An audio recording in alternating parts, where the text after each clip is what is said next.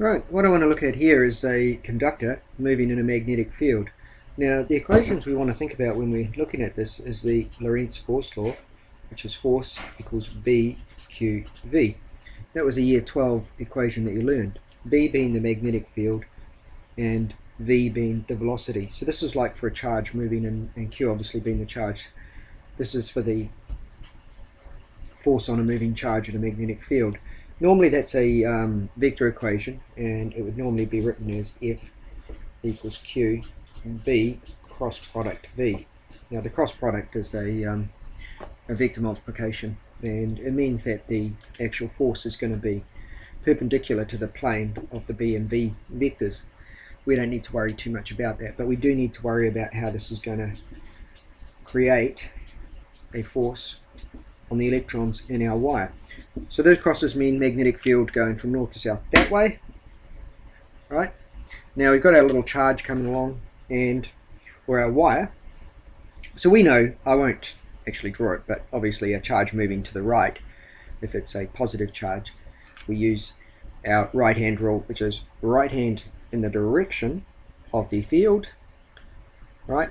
Thumb in the direction of the movement, and palm will push up, giving us the force on a positive charge. So a positive charge moving this way will experience a force up, a negative charge would experience a force down. So if we've got a wire and we're moving along in this field like this, the positive charges are going to be forced up, or the equivalence of negative charges moving down. Now that means that we are going to get a potential in that field, and we could draw it like that. It's like we've created a battery with our wire moving through that field.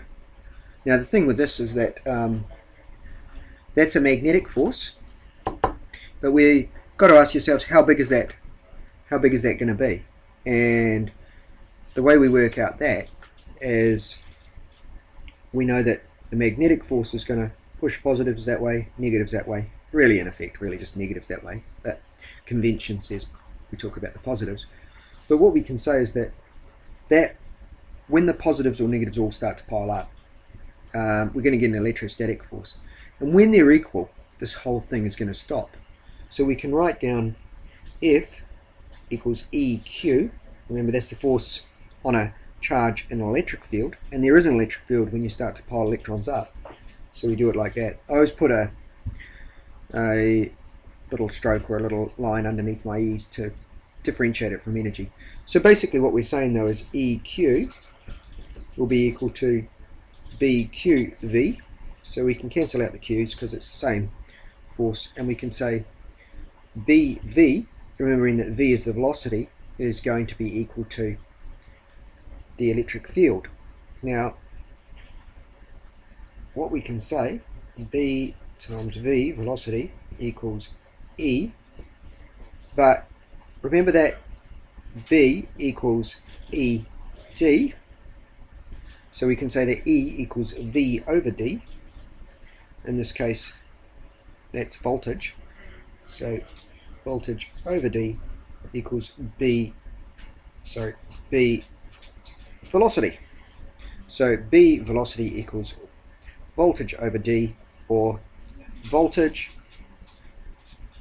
equals B velocity D, which is BVL. I've changed the D into an L. The L being this. Alright, so that's where that equation comes from. We're just equating the magnetic force on those electrons with the electrostatic force, and we soon end up with that year 12 equation, V equals BLV, V being the velocity and the V at the front being the voltage. Now the next interesting thing that I wanted to show you, just before I leave off, is if this gets connected like to a lamp or something like that, you're going to get a current flow, and the current obviously flows in the direction that we would have thought it would flow, right, like that. Now that current flow is going to create a force, and that force, I'm going to call it the back force. It's a force that opposes the movement this way. Does it do that? Well, let's have a look and use our force rule. If we've got a magnetic field that way, and we've got a current flow that way. Fingers in the direction of the field, thumb in the direction of the current. Force is that way. So we end up getting this force pushing backwards this way. So this is our motion vector, and this is our force vector. So whenever a current flows in a generator, and this basically moving conductors in magnetic fields is a generator, whenever a current actually flows, there'll be a force that opposes it. Call it a back force. So if you're sitting there winding an alternator, you get this voltage being produced. As soon as the current starts to flow, you'll find it harder to wind because of that F equals BIL. That's the F equals BIL force. So those are the little things I wanted to show you on that one.